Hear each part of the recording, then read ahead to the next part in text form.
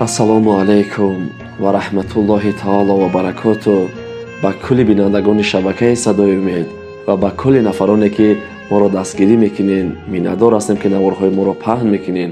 Худованд нигаҳбонатон бошад. ана ҳамин рӯз ҳамон рӯзе расид ки ба шумо ваъда карда будем ки озмун, яъне ки муҳорибаи қориёро ташкил мекунем. ана ҳамин рӯз ҳамон рӯз аст иншоаллоҳ. аз ҳамат хоҳиш мекунем то охири навор нагузаронда тамошо кунен.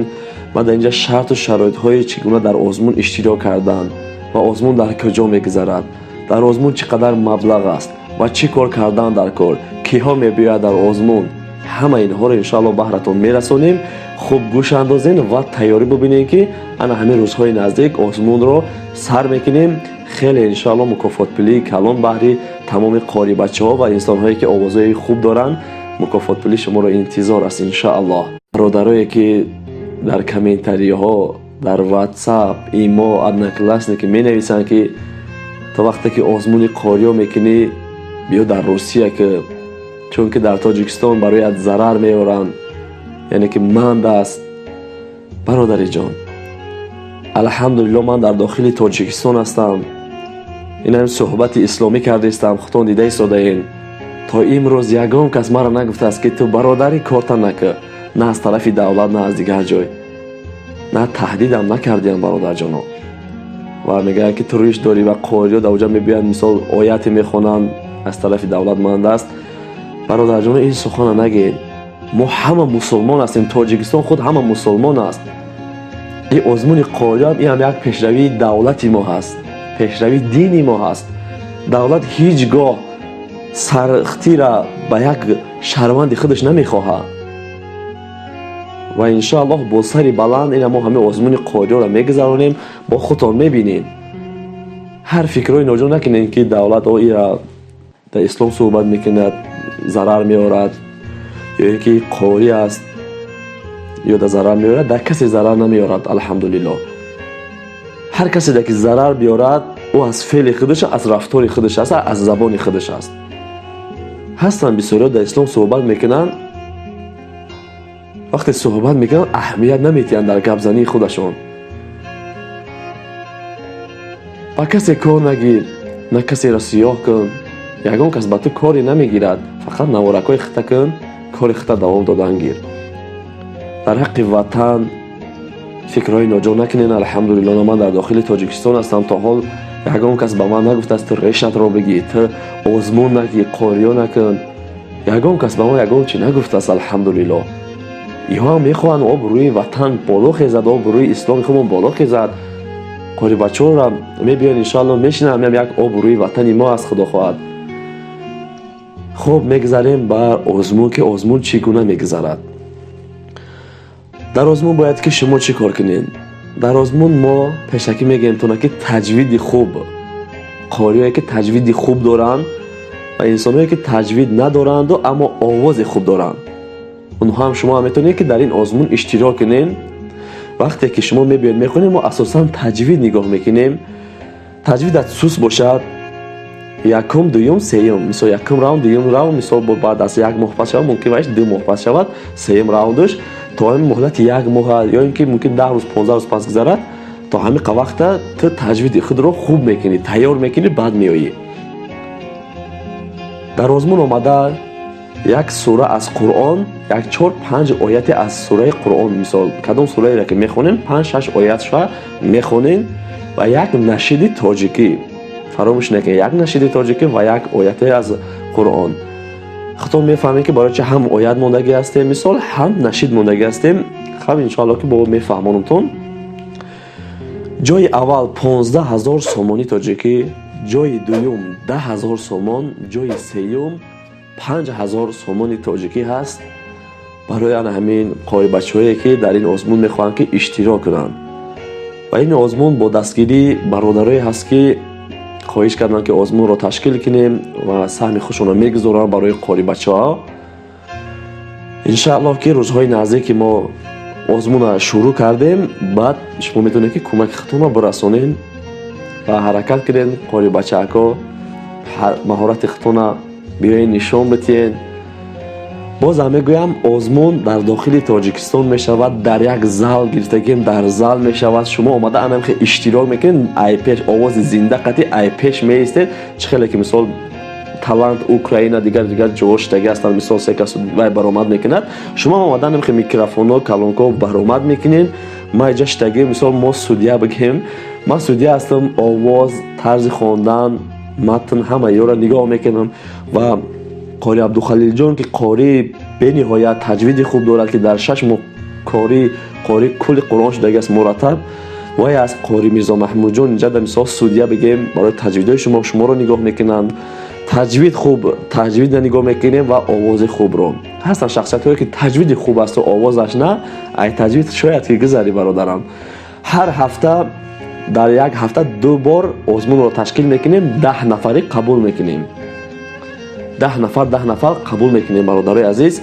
مثلا همین هفته روز دوشنبه شد در واتساپ، انا همین نمره واتساپ فقط خواهش میکنم قاری بچه‌ها و آدمایی که آواز خوب دارن در داخل تاجیکستان هستن، ازبکستان هستن، افغانستان هستن، در جایی که باشین، شما اگر خواهید در آزمون اشتراک کردن فقط شما بنویسید که با دیگران جواب نمیتیم، بچه‌ها در چون اسپیسکا میموناتونه، برای اینکه شما هم که ما را بفهمید که ما قدر برادران را جواب دادن برای همون دشوار است.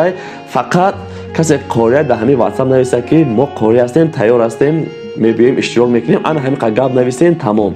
دیگه یگام چینا نویسین که وقتی ما هم شما نگیرین، شما هم وقتونه ما نگیرین، شما هم تیاریتونه دیدن بگیرین. و برادرایی که در دیگر شهرها هستن، روسیه هستن، میگویند که میشود که ما نوار کنیم و روان کنیم. نه نمیشود، نوار کرده روان کرده نمیشود. فقط آمده از پیش اشتراک میکنین، ما با نوار میگیریم، سودیگی میکنیم، تجوید، آواز خوب گذشت یکم راونده، دوم راونده انشالله که انتظار میشوی. شاید که 1 ماه کشد آزمون، شاید که 2 ماه کشد آزمون. از قاری میبینید که چقدر قاری اومده اشتراک میکنن. انشالله این شکل گذراندیم با سری بلند. انشالله باز آزمونی دیگر تشکیل میکنیم، باز انشالله مبلغی کلان با میمونیم برای قاری بچه‌ها که هم قدر ذوقشون زیاد شود در خواندن و در نشید خواندن، آوازهای خود رو رای کند. و الحمدلله این کاری ما برای آبادی وطن خودمون است، برای پیشروی دولت خودمون است که برادرها هم بیاین مثال اشتراک کنن، ببینن از تاجیکستان که قدر قاری بچه‌های هستن، قدر آوازهای خوب دارن، مهارت‌های خوب دارن. اما همه اینها نیست که شخصی که اونها رو برای نوار برآورد و برادرها تماشا کنند و حلاوت برند که داخل تاجیکستان هم بود است این قدر شعر بچه‌ها.